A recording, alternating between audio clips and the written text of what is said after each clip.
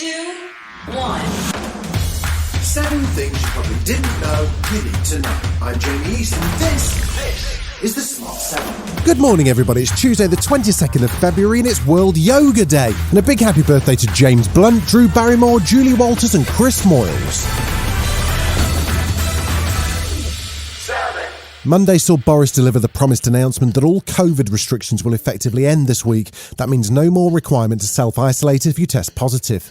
Speaking in the Commons, he announced details of the plan for living with COVID, which also means an end to free COVID tests by April, except for those who are most vulnerable. We will remove all remaining domestic restrictions in law. From this Thursday, 24th of February, we will end the legal requirement to self-isolate following a positive test. Then the gang got back together in the Big Blue briefing room as Professor Sir Chris Whitty and Sir Patrick Vallance sounded a more cautious note, warning that there are still substantial risks from new variants. We all expect there to be new variants, and some of those new variants will just disappear, but some of them will cause us significant problems, and they could be either more vaccine escaping, but as severe as Omicron, or it could be more intrinsically severe. Presumably, there was no cheese and wine afterwards. The reaction to lifting of all the restrictions, which Boris hailed as a chance to get our confidence back, wasn't met with overwhelming delight from experts or from the Labour benches. Labour leader Keir Starmer says that the new Living with COVID plan is missing many crucial details around testing in schools, and that this is not the right way to go about the next steps in the pandemic. There is no doubt we need to move on from COVID. People need to know their liberties are returning, and returning for good. But this is a half-baked announcement from a government paralysed by chaos and incompetence. It is not a plan to live well with COVID. NHS Dr Rachel Clark says there's no evidence we've reached any kind of herd immunity, and that this plan, without any self-isolation, fails to consider the almost 1 million people who are immunocompromised. The idea that the government could think it was okay to stop self-isolation for that disease, to literally let people walk around knowing they're positive, infecting other people, it's not just irresponsible or reckless, it's worse than that. It just underlies the dishonesty of the government rhetoric throughout this pandemic. After faint hopes on Sunday that French diplomacy could hold off a war in Ukraine, Russian President Vladimir Putin chose a different course.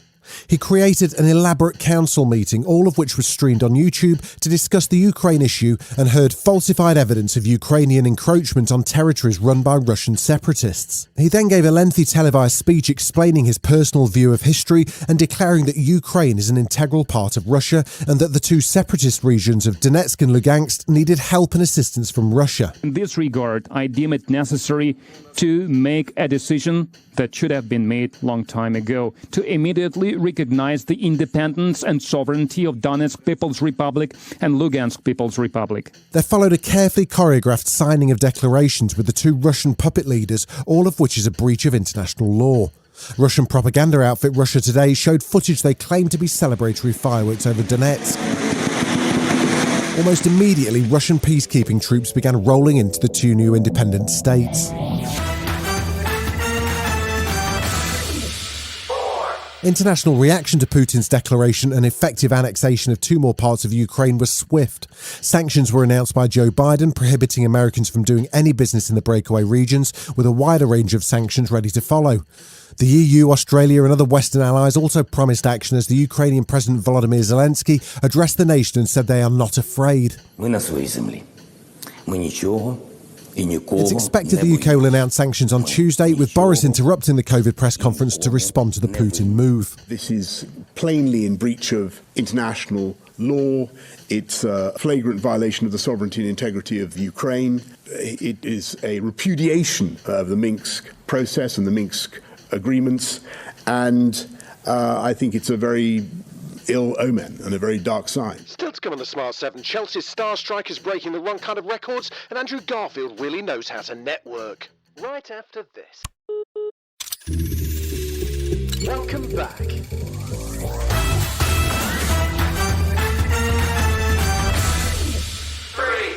Tuesday night sees the next round of Champions League action as Chelsea face Lille and Villarreal face Juventus.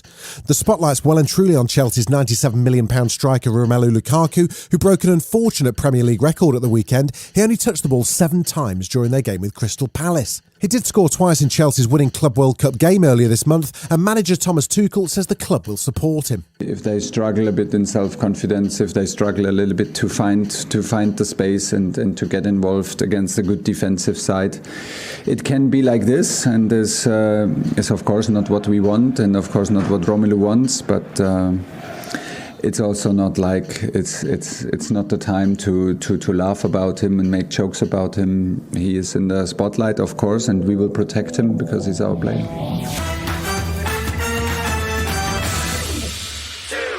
Andrew Garfield's picked up a Golden Globe nomination and an Oscar nomination for his role in Tick, Tick, Boom. The Lin-Manuel Miranda-directed movie tells the story of Jonathan Larson, best known as the creator of musical Rent. Tick, Tick, Boom was his breakthrough moment. Andrew's been chatting about how he got the role, and well, it wasn't through the usual channels. So Lin was getting massaged one day on the table, and he asks Greg, he says, hey, I have a thing that I want to make, and I might want Andrew to do it, but can he sing? And Greg just immediately, without missing a beat, just said, oh my God, he has the voice. And, you know, the massage ends, and Greg immediately calls me and says, hey buddy, can you sing? We all need friends who can lie for us. The latest instalment of the Harry Potter universe series Fantastic Beasts: The Secrets of Dumbledore is due to hit cinemas this April. And, hang on a sec. Oh God, it's Jude Law again. Hello everyone.